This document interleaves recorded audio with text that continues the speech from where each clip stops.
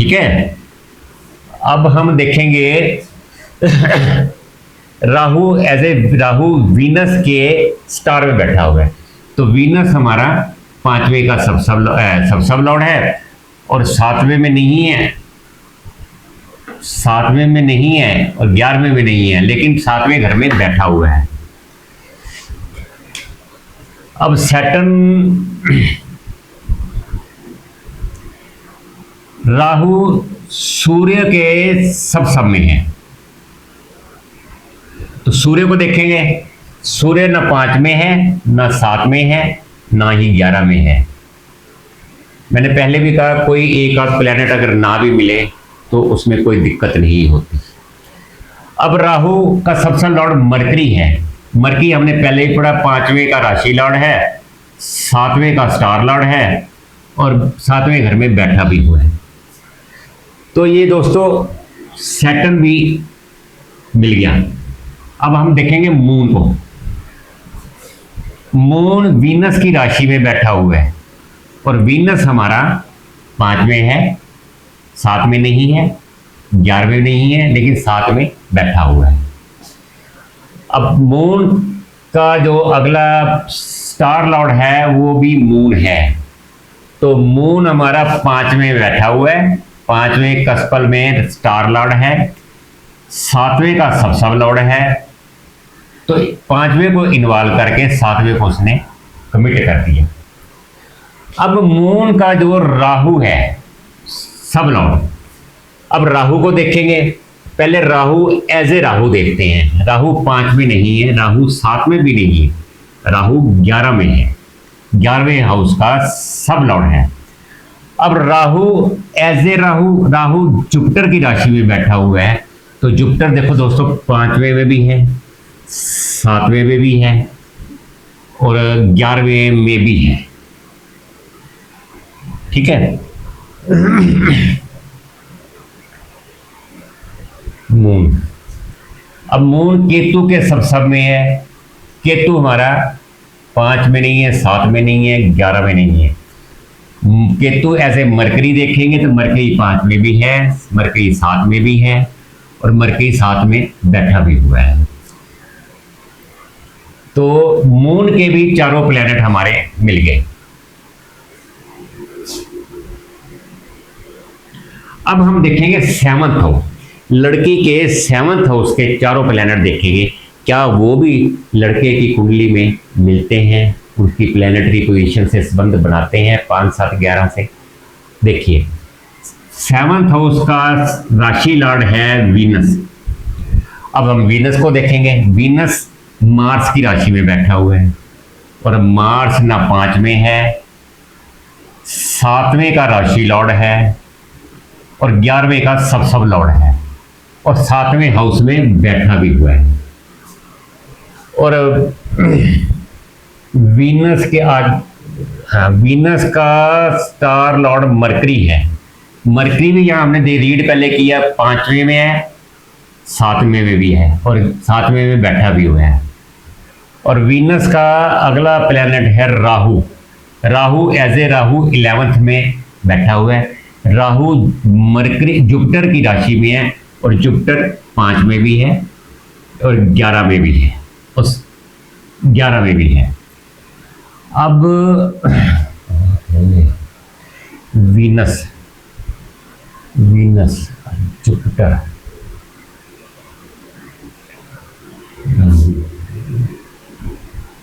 Venus, तो Venus दोस्तों match कर गया। अब अगला प्लैनेट है जुपिटर और जुपिटर को हमने पहले भी देखा है मून का स्टार लॉर्ड की तरह, वो भी मैच करता है। और अगला प्लैनेट है सैटर्न। सैटर्न भी हमने असेंडेंट के सब लॉर्ड के में पढ़ा था कि सैटर्न भी हमारा मैच करता है। देखो 11वें हाउस में ये स्टार लॉर्ड है और 7वें में नहीं है, 5वें में नहीं है और 9वें हाउस में बैठा हुआ है। और अगला प्लैनेट है 7th हाउस का मार्स। और मार्स भी दोस्तों हमने रीड किया था, मार्स असेंडेंट का राशि लॉर्ड है। तो इस तरह से दोनों बच्चों के जो असेंडेंट के प्लैनेट हैं, 7th हाउस के प्लैनेट हैं और मून स्टार हैं वो सब के सब एक दूसरे के 5, 7, 11 से संबंध बनाते हैं। तो दोस्तों ये कुंडली बहुत एक्सीलेंट तरीके से मिलती है। और एक बात और इसमें बहुत बड़ी बेहतर तरीके से है, लड़की का असेंडेंट का सब लॉर्ड मून है और लड़के के भी असेंडेंट का सब लॉर्ड मून है। और यहाँ ये नहीं देखे कि इनकी राशियां मिलती हैं या इनके लगन के जो राशि लॉर्ड हैं वो मिलते हैं, क्या इनके लगन मिलते हैं, इसमें ये नहीं देखा जाता। इसमें बहुत गहराई से देखा जाता है कि बच्चों की कुंडलियां कैसे मिलानी है। तो इसलिए इन दोनों बच्चों की कुंडली बहुत बढ़िया मिलती है। लेकिन इसके अगर हम और भी आगे जाना चाहें तो और भी आगे जा सकते हैं। फिर हम देखेंगे बच्चों की लॉन्गिविटी। अब बच्चों की लॉन्गिविटी कैसे देखेंगे? अगर असेंडेंट, जैसे लड़के का असेंडेंट है मून, अगर मून का 1, 3, 5, 9, 11 से संबंध बनता है, ये सारे आयु वर्धक भाव हैं। अगर लड़के के असेंडेंट का 1, 3, 5, 7, 11 से संबंध बनता है तो ये बच्चा दीर्घायु है, लंबी उम्र है इसकी। अगर इसका संबंध 2, 7, 6, 8, 12 से बनता है तो दोस्तों 2 और 7 मारक भाव होते हैं। पहले आपको एक बात बता दूं मैं कि जो आयु वर्धक भाव होते हैं, आयु के जो कुंडली में भाव होते हैं वो होते हैं 3 और 8। तो इसमें 2 और अगर 7 आ गया तो तीसरे का 12वां 2 आ गया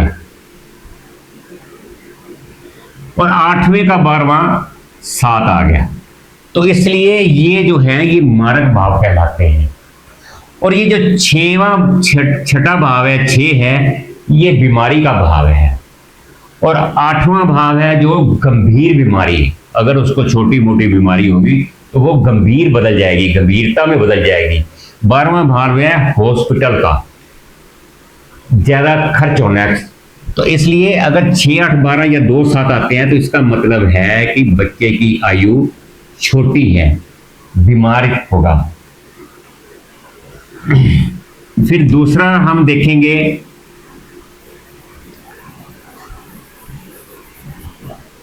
करियर। क्या बच्चे का करियर अच्छा है?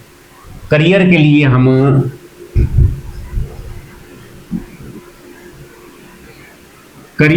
हम पहले लगन को पढ़ेंगे। लगन का सब लॉर्ड अगर 2, 6, 10 अगर 11 से संबंध बनाता है तो इसका मतलब है इसका करियर बहुत बढ़िया है, बहुत ही बच्चा ऊंचाइयों पे जाएगा, बहुत तरक्की करेगा। अगर इसके साथ अगर मान लो 5 आ जाते हैं, 9 आ जाते हैं, 8 आ जाते हैं, 12 आ जाते हैं तो इसमें हैंड टू माउथ रहेगा, बच्चा कभी तरक्की नहीं कर पाएगा। वो मतलब उतना ही कमा पाएगा जिससे उसका मुश्किल से गुजारा हो जाए। तो इस तरह से हम कुंडली को देखते हैं। फिर हम देखते हैं वेल्थ।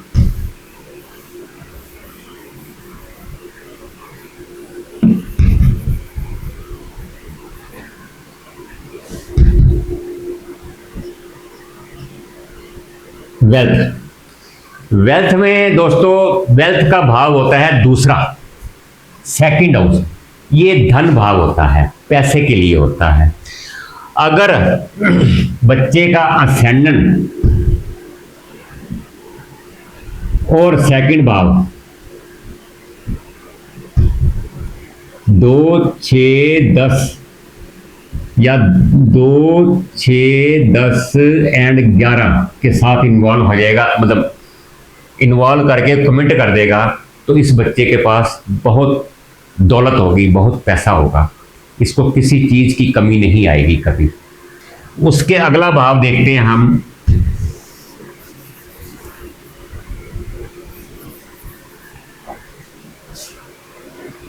क्या ये पर्सन लविंग होगा, केयरिंग होगा या नहीं। तो इसका दोस्तों हम पांचवा भाव देखते हैं, फिफ्थ हाउस।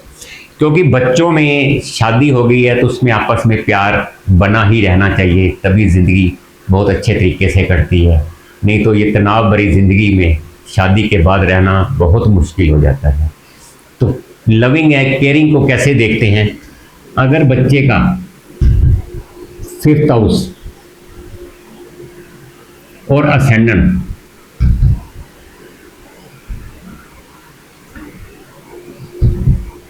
5, 7, 11 अगर आता है तो ये बच्चा अपनी पत्नी से या अपने पति से बहुत प्यार करेगा।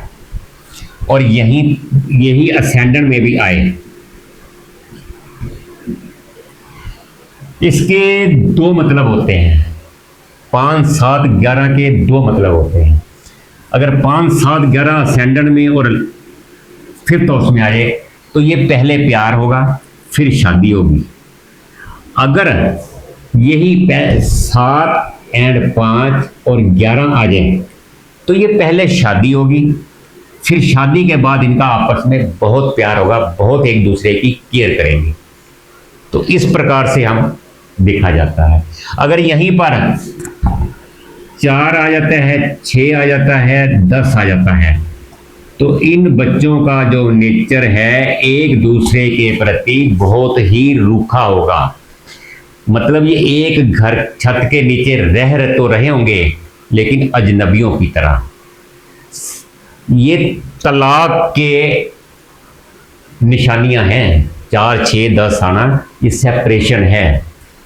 अगर आपस में इनका प्यार भी है, साथ में 5 भी आ जाता है, साथ में 11 भी आ जाता है, लेकिन ये सेपरेशन वाले हाउस इनको सेपरेशन जरूर देंगे। कई दफ़ा होता है ना कि पत्नी की जॉब कहीं और होती है और पति की जॉब कहीं और होती है, या ये दोनों इकट्ठे रह रहे होते हैं और इनका ट्रांसफ़र हो जाता है, किसी का 2 साल के लिए, किसी का 3 साल के लिए। तो ये अगर पीरियड दशा आ गई 4, 6, 10 की तो ये अलग हो जाएंगे, इनकी सेपरेशन जरूर होगी। क्योंकि 4, 6, 10 हमेशा सेपरेशन ही करवाएंगे। वो दूसरे शहर में जॉब कर रहे होंगे, ये दूसरे शहर में जॉब कर रहे होंगे। अगर 5, 11 आ रहे होंगे तो फ़ोन पे ही हेलो हाय में प्यार होगा इनका, फ़ोन पे ही एक दूसरे की केयर करेंगे। जैसे होता है ना बच्चे फ़ोन पे बहुत ध्यान रखते हैं एक दूसरे का, ऐसे होगा।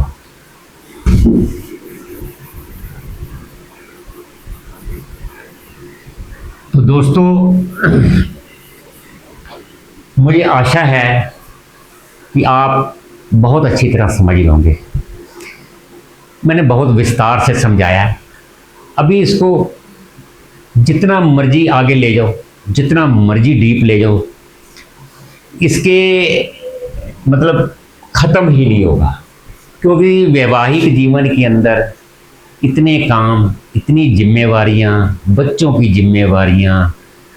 हाँ, एक बच्चों के लिए भी तुम्हें बता देता हूँ मैं कि क्या ये मैरिज हुई है तो क्या इनके घर में बेबी होगा, बच्चे होंगे। तो इसमें बच्चे के जो मूल भाव है, चाइल्ड का जो मूल भाव है वो है दोस्तों फिफ्थ हाउस।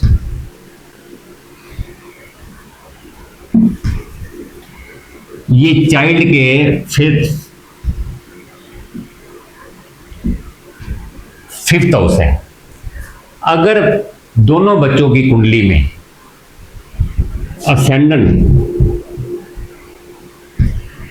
5 को इन्वॉल्व करके 2 को कमिट करता है और 11 को भी फाइनल कंफर्मेशन करता है तो इनके घर में बच्चा होगा। ऐसे ही बॉय के भी है,